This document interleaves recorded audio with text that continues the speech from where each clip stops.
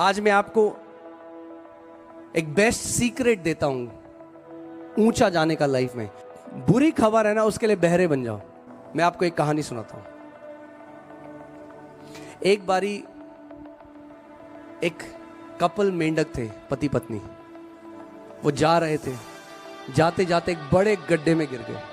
इतने बड़े गड्ढे में गिर गए कि कूदने की कोशिश करी, मगर वो इतना बड़ा गड्ढा था कि वो कभी ऊपर चढ़ के आ नहीं पाए। बहुत कोशिश करी, फिर लास्ट में ये मान लिया कि अब हम ऊपर नहीं आ सकते। तो फिर उनके बच्चे हुए। जब बच्चे हुए तो उन्होंने बच्चों को बताया कि बेटा इस गड्ढे से हम बाहर कभी नहीं आ सकते। तो उनके बच्चों के बच्चे हुए। अब बहुत बड़ा मेंढकों का समाज हो गया। अब पूरे समाज में एक धारणा हो गई कि इस गड्ढे से बाहर नहीं आया जा सकता। फिर एक बहरा मेंढक पैदा हुआ, और जब वो बहरा मेंढक पैदा हुआ तो उसने एक कहानी नहीं सुनी कि इस गड्ढे से बाहर नहीं आ सकती। अब उस बहरे मेंढक ने ऊपर देखा आसमान की तरफ और कहा क्या ही मजा आएगा अगर मैं इस गड्ढे से बाहर आ जाऊं। तो वो चढ़ने लगा। जब वो चढ़ने लगा तो सारे बाकी मेंढक जो नीचे थे कह रहे थे बेवकूफ, नीचे उतर, ये इम्पॉसिबल है, असंभव है, आज तक कोई नहीं कर पाया, तू क्या करेगा।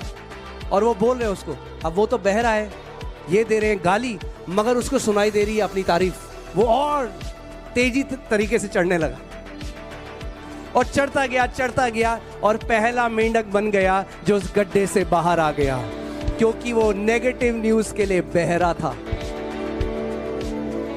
आपको लोग बोलेंगे तू नहीं कर सकता, आप बोलो हाँ, मेरा प्रभु मेरे द्वारा कर सकता है।